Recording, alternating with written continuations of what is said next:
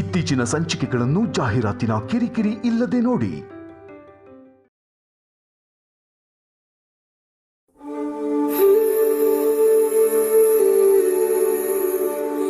ಅಮ್ಮ, thank you so much ನಮ್ಮನ್ನ ಊರಿಗೆ ಕಳಿಸ್ಕೊಡ್ತಾ ಇರೋದಕ್ಕೆ. ಇದ್ರಲ್ಲಿ ಥ್ಯಾಂಕ್ಸ್ ಹೇಳೋದೇನಿದೆ? ನೀವಿಬ್ರು ಖುಷಿಯಾಗಿ ಹೋಗಿ ಬನ್ನಿ. ಹ್ಞೂ ಅಮ್ಮ, ವಿಶು ನನ್ನ ಜೊತೆ ಬರ್ತಿರೋದೇ ನನಗೆ ಖುಷಿ. ಆದರೆ ವಿಶು ಮುಂಚಿನ ಥರನೇ ನಾರ್ಮಲ್ ಆಗಿದ್ರೆ ಇನ್ನೂ ಖುಷಿ ಆಗಿರೋದು.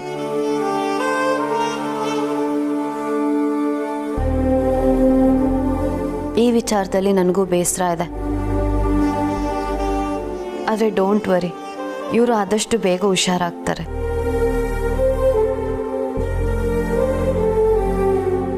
ಎಲ್ಲ ಒಳ್ಳೇದಾಗುತ್ತೆ. ರೀಚ್ ಆದಮೇಲೆ ಫೋನ್ ಮಾಡಿ. ನಾವು ಫೋನ್ ಮಾಡದೇ ಇದ್ದರೂ ನೀವು ಖಂಡಿತವಾಗ್ಲೂ ನಮಗೆ ಕಾಲ್ ಮಾಡೇ ಮಾಡ್ತೀರಾ. ನನ್ನ ಒಪ್ಕೊಳ್ತೀರಾ ಅನ್ನೋ ನಂಬಿಕೆ ನನಗಿದೆ. ಗಾಡ್, ವಿಶು ಮತ್ತೆ ಶುರುವಾಯಿತು. ವಾಟ್ಸ್ ಹ್ಯಾಪ್ನಿಂಗ್ ಹರ್ಷ? ಇಷ್ಟು ದಿನ ರಾಜನಂದಿನಿ, ಈಗ ಬ್ರೋ ಇನ್ ಲಾ ಟರ್ನ್. ನಂಗೆ ಏನು ನಡೀತಿದೆ ಅಂತಲೇ ಅರ್ಥ ಆಗ್ತಿಲ್ಲ. ಪ್ಲೀಸ್ ಸ್ವಲ್ಪ ಸುಂದರ.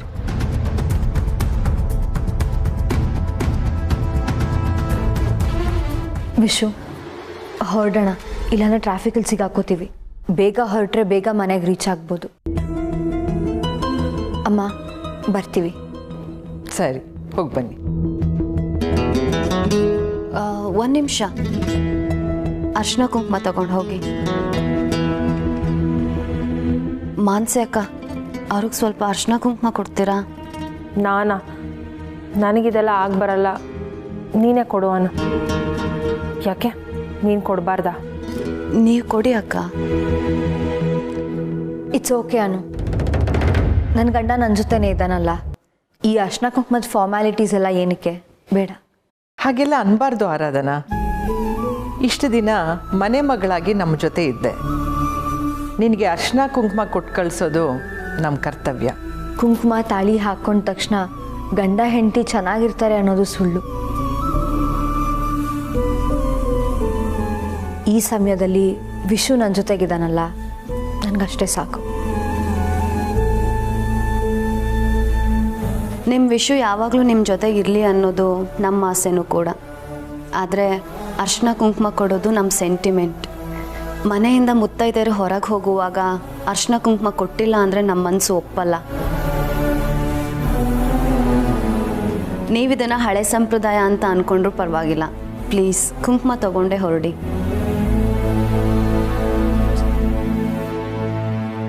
ಲಕ್ಷ್ಮಿ, ತಗೊಂಬಮ್ಮ. ಸರಿ ಅಮ್ಮ.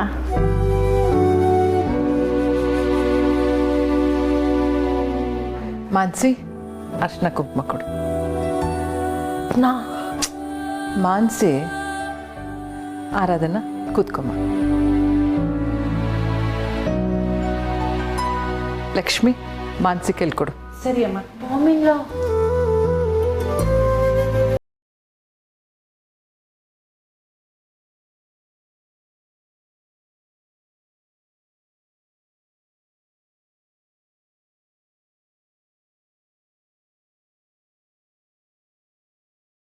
ಇದೆ. ನೀವಾಗ ನೀವೇ ನನ್ನ ಕರಿತೀರಾ ಅಂತ ಆ ದಿನಕ್ಕೆ ನಾನು ಕಾಯ್ತಾ ಇರ್ತೀನಿ.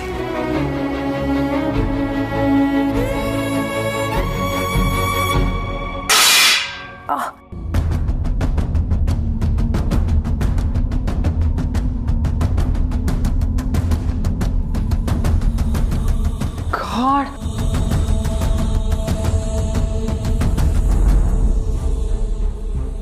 ಜೋ, ನಾನು ಹೇಳಿದೆ ನನಗಿದೆಲ್ಲ ಆಗಲ್ಲ ಅಂತ. ಮಾನ್ಸಿ, ಕೊಡ್ಬೇಕಾದ್ರೆ ಸ್ವಲ್ಪ ನಿಗಾ ಇರಬೇಕು. ಮಾಮಿಲ್ಲ, ನಾನು ಹೇಳಿಲ್ವಾ ನನಗಿದೆಲ್ಲ ಆಗಲ್ಲ ಅಂತ? ಅಮ್ಮ, ಇಟ್ಸ್ ಓಕೆ ಬಿಡಿ. ಗಂಡಂಗೋಸ್ಕರ ಮಾಡೋ ಈ ಸಿಂಬಾಲಿಕ್ ಸಂಪ್ರದಾಯಕ್ಕಿಂತ ಗಂಡ ನನ್ನ ಜೊತೆಗಿರೋದೇ ದೊಡ್ಡದು ಅಂತ ನಾನು ಆಗಲೇ ಹೇಳಿದ್ದೆ. ನಮ್ಗೆ ಆಶೀರ್ವಾದ ಮಾಡಿ ಅಮ್ಮ, ಅಷ್ಟೇ ಸಾಕು. ವಿಶು, ದೀರ್ಘಾಯುಷ್ಮಾನ್ ಭವ, ದೀರ್ಘ ಸುಮಂಗಲಿ ಭವ. ಒಳ್ಳೆಯದಾಗಲಿ. ಬಾಯ್ ಅನ್ನು. ಬಾಯ್ ಮಾನ್ಸಿ, ಬಾಯ್ ಹರ್ಷ.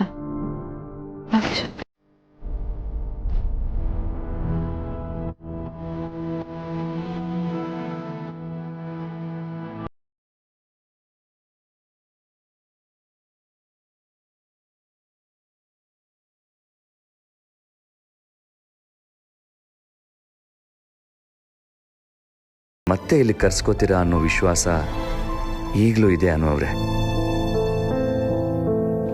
ಬರ್ತೀವಮ್ಮ.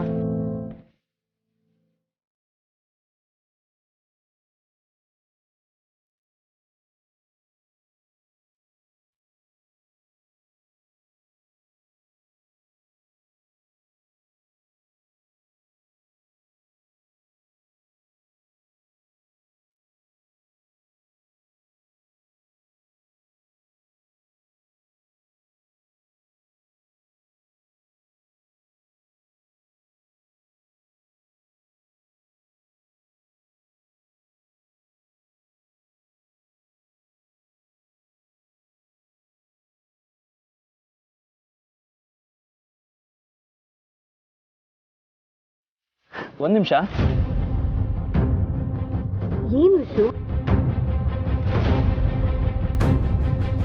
ಒಂದು ನಿಮಿಷ ಬಂದೆ.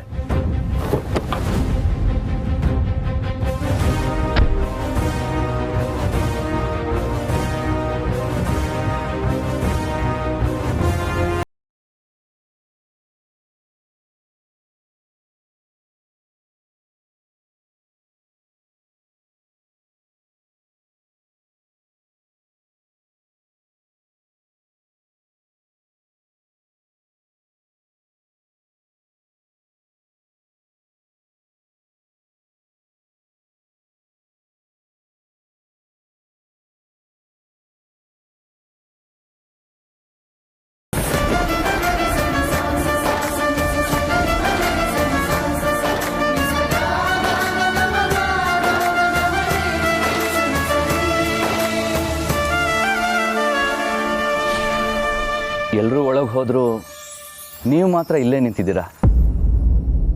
ಯಾಕೆ? ನೀವ್ಯಾಕೆ ವಾಪಸ್ ಬಂದ್ರಿ? ನಾನು ಬರ್ತೀನಿ ಅಂತ ಗೊತ್ತಿದ್ದೇ ನಿಂತಿದ್ರಾ?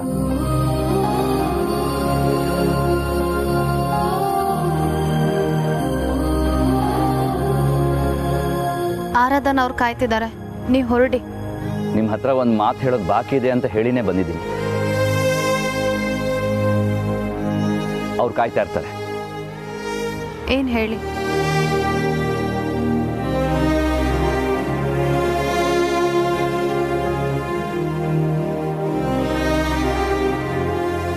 ಅಷ್ಟೇ ಅಲ್ವಾ? ಈಗ ನಾನು ಹೊರಟ್ರೆ ಎಲ್ಲ ಮುಗ್ದಂಗೆ ಅಲ್ವಾ?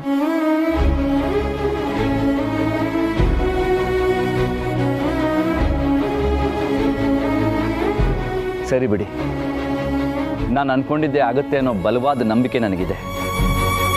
ನಂಬಿಕೆ 3 ಅಕ್ಷರದ ಪದ. ನಂಬಿಕೆ ಬರೀ 3 ಅಕ್ಷರದ ಪದ ನಮ್ಮ ಬದುಕನ್ನೇ ಬದಲಾಯಿಸುತ್ತೆ. ನಾನು ಹೀಗಾಗೋದಕ್ಕೆ ಮುಂಚೆ ನಾನು ಏನು ನಂಬಿದ್ನೋ ನನಗೆ ಗೊತ್ತಿಲ್ಲ, ಅಥವಾ ನಾನು ಯಾರಿಗಾದ್ರೂ ಕೆಟ್ಟದನ್ನ ಬಯಸೋದಕ್ಕೆ ನನಗೆ ಹೀಗಾಯ್ತೋ ನನಗೆ ಗೊತ್ತಿಲ್ಲ. ಆದರೆ ಇನ್ನು ಮುಂದೆ ನಾನು ಯಾರಿಗೂ ಕೆಟ್ಟದನ್ನ ಬಯಸೋದಿಲ್ಲ. ನನಗೆ ಬೇಕಾಗಿರೋದು ಒಂದೇ, ನನ್ನ ಹಳೆ ಬದುಕು ಹೊಸ ಬದುಕಿನ ರೂಪದಲ್ಲಿ.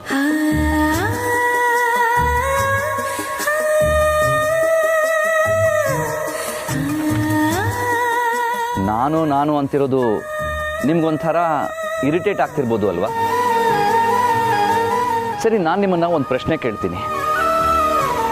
ಆರ್ಯವರ್ಧನ್ ಅವರು ಸತ್ತು ಹೋಗಿರೋದು ನಿಜಾನೇ ಆದರೆ ಅವ್ರ ಅಂತ್ಯ ಸಂಸ್ಕಾರ ಮಾಡಿರೋ ಜಾಗಕ್ಕೆ ಮತ್ತೆ ಯಾಕೆ ನೀವು ಹೋಗಲೇ ಇಲ್ಲ?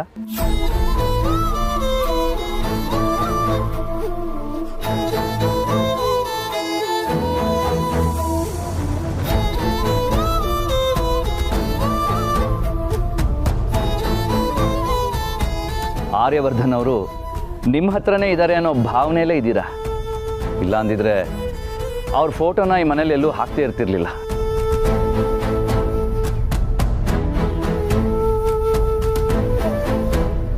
ನಿಮಗೂ ಗೊತ್ತು, ನಿಮ್ಮ ಮನಸ್ಸಿಗೂ ಗೊತ್ತು ಆರ್ಯವರ್ಧನ್ ಇನ್ನೂ ಸತ್ತಿಲ್ಲ ಅಂತ. ನಿಮ್ಮ ಮನಸ್ಸು ಹೇಳ್ತಿರೋದು ನಿಜಾನೇ ಅನು. ನಿಮ್ಮ ಆರ್ಯವರ್ಧನ್ ನಿಮ್ಮ ಮುಂದೆನೇ ನಿಂತಿದ್ದಾನೆ.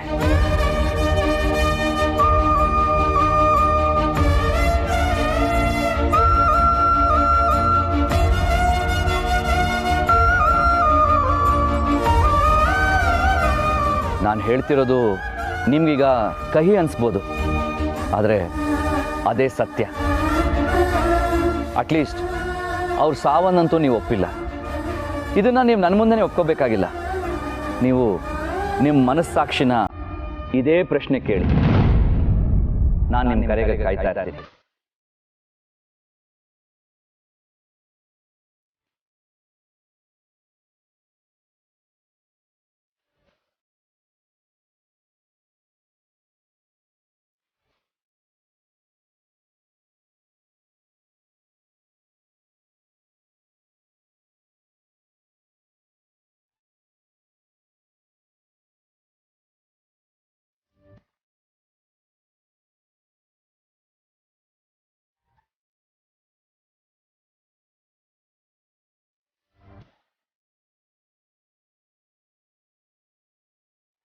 ಬಿಸ್ನೆಸ್ಗೆ ಅತಿ ಮುಖ್ಯವಾಗಿ ಬೇಕಾಗಿರೋದು ನಂಬಿಕೆ.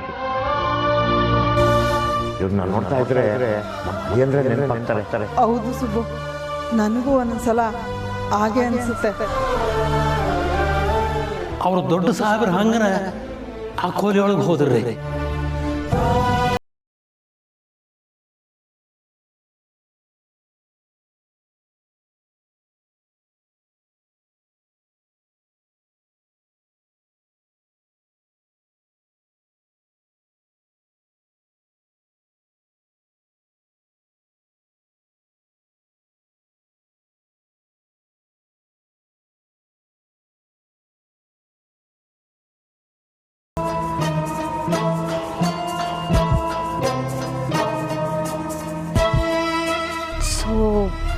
ಅನು ಹತ್ರ ಏನು ಮಾತಾಡಿದೆ ಅಂತ ನೀನು ನನಗೆ ಹೇಳೋದಿಲ್ಲ ಅಲ್ವಾ?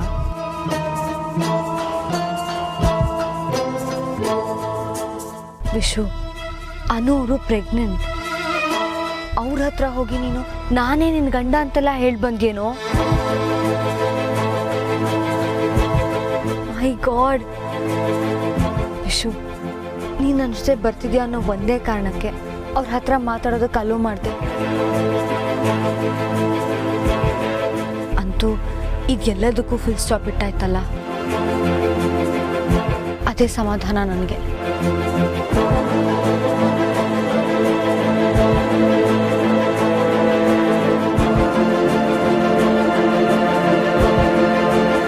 ಪ್ಲೀಸ್ ಇಲ್ಲಿದನ್ನೆಲ್ಲ ಇಲ್ಲಿಗೆ ಬಿಟ್ಟು ಬಾ ವಿಶು.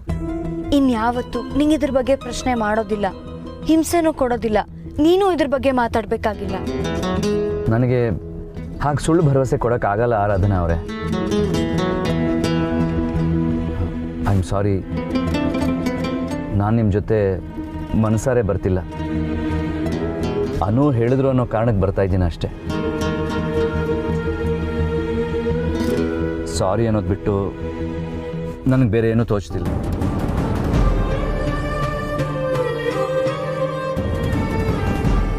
ಸರಿ, take your own time Vishu. ನಾನು ಫೋರ್ಸ್ ಮಾಡೋದಿಲ್ಲ.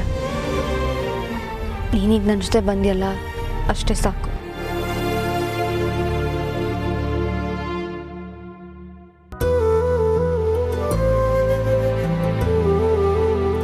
ಮಾ, ನಾನು ಆಫೀಸ್ ಹೋಗ್ಬಿಟ್ಟು ಬರ್ತೇನೆ.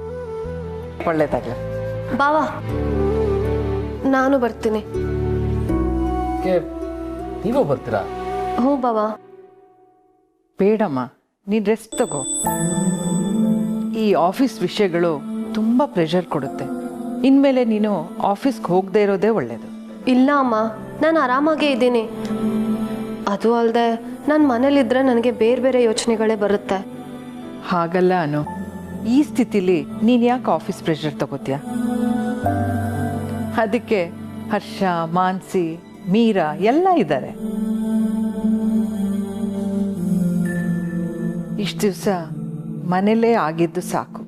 ಈಗಲಾದರೂ ನಿನ್ನ ಬಗ್ಗೆ, ನಿನ್ನ ಮಗು ಬಗ್ಗೆ ಕಾಳಜಿ ತಗೋ.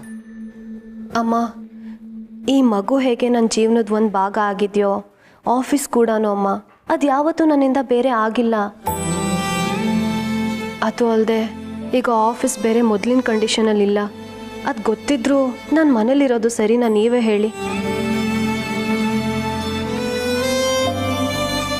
ಇಷ್ಟು ದಿನ ನಮ್ಮ ಮನೇಲಿದ್ದಿದ್ದ ಅತಿಥಿಗಳನ್ನ ಬೀಳ್ಕೊಡೋದು ನಮ್ಮ ಧರ್ಮ ಆಗಿತ್ತು. ಈಗ ಅದು ಮಾಡಾಯ್ತಲ್ಲಮ್ಮ.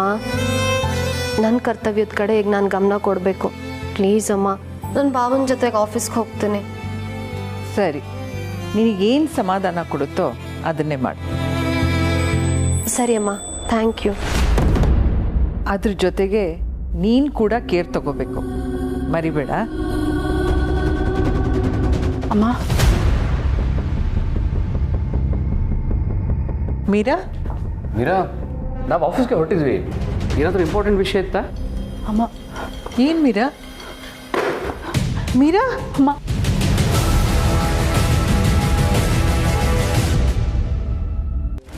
ಹೇಳು ನೀನು, ಹೇಳಮ್ಮ, ಸಾರಿ ಅಮ್ಮ.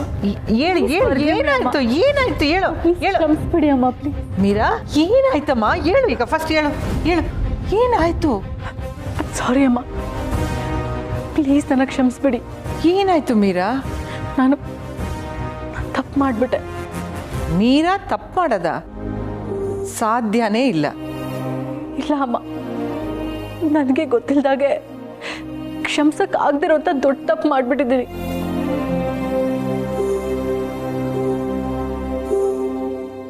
ನಿನಗೆ ಗೊತ್ತಾಗದೆ ಮಾಡಿರೋ ತಪ್ಪು ಅಂದ್ಯಲ್ಲ, ಅದು ಹೇಗೆ ನಿನ್ನ ತಪ್ಪಾಗುತ್ತೆ? ಗೊತ್ತಿಲ್ಲದೆ ಮಾಡಿರೋ ತಪ್ಪಿಗೆ ಕ್ಷಮೆ ಇದೆ ಮೀರಾ. ಈಗಾಗಿರೋ ತಪ್ಪಾದರೂ ಏನು? ಅದು ಅಮ್ಮ. Excuse me sir.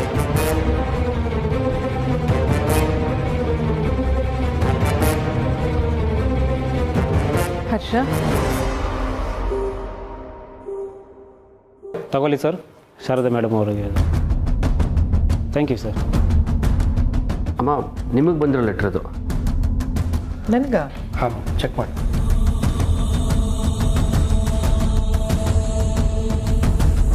ಗೌರವಾನ್ವಿತ ಶಾರದಾ ದೇವಿಯವರಿಗೆ ಶಂಕರ್ ಶಾನ್ಭೋಗ್ ಮಾಡುವ ನಮಸ್ಕಾರಗಳು. ನಮ್ಮ ನಡುವಿನ ವಿಶ್ವಾಸ ಇಂದು ನೆನ್ನೆಯದಲ್ಲ, 2 ದಶಕಕ್ಕೂ ಮಿಗಿಲಾದದ್ದು ಅಂತ ನಂಬಿಕೆ ಉಳಿಸಿಕೊಳ್ಳಲು ನಾನೀಗ ಯೋಗ್ಯನಲ್ಲ ಅನ್ನಿಸಿದೆ. ಅಪರಾಧಿ ಪ್ರಜ್ಞೆ ಇದೆ.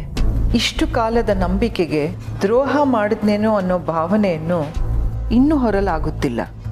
ಬಹಳ ದಿನಗಳಿಂದ ವಿದೇಶದಲ್ಲಿರೋ ಮಗಳ ಮನೆಗೆ ಹೋಗುವ ತಯಾರಿ ನಡೆದಿದೆ. ಆ ಪ್ರಕಾರ ಹೋಗುತ್ತಿದ್ದೇನೆ. ಮತ್ತು ನನ್ನನ್ನು ಈ ಸ್ಥಿತಿಗೆ ತಂದಿರುವ ಕೇಶವ್ ಜೇಂಡೆಯ ಮೇಲೆ ಮನ್ನಿಸಲಾಗದ ಕ್ರೋಧವಿದೆ.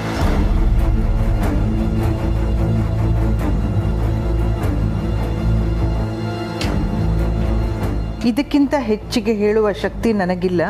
ಇಂತಿ ಶಂಕರ್ ಶಾನ್ಭೋಗ್.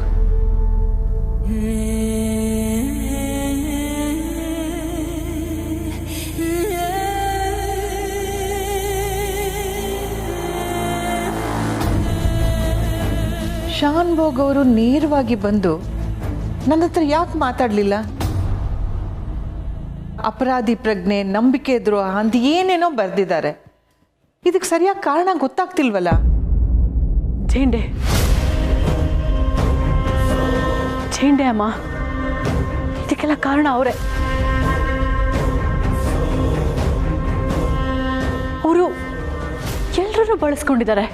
ಆದರೆ ಇದರಲ್ಲಿ ಶಾನ್ಭೋಗ್ ಸರ್ ಕೂಡ ಸಿಗಾಕೊಂಡಿದ್ದಾರೆ ಅಂತ ನನಗೆ ನಿಜವಾಗ್ಲೂ ಗೊತ್ತಿರಲಿಲ್ಲ. ಆದರೆ ಝೇಂಡೆ ಬಗ್ಗೆ ಇಷ್ಟೆಲ್ಲ ಗೊತ್ತಿದ್ರು ನಾನು ಅವ್ರಿಗೆ ಹೆಲ್ಪ್ ಮಾಡಬಾರ್ದಾಗಿತ್ತು.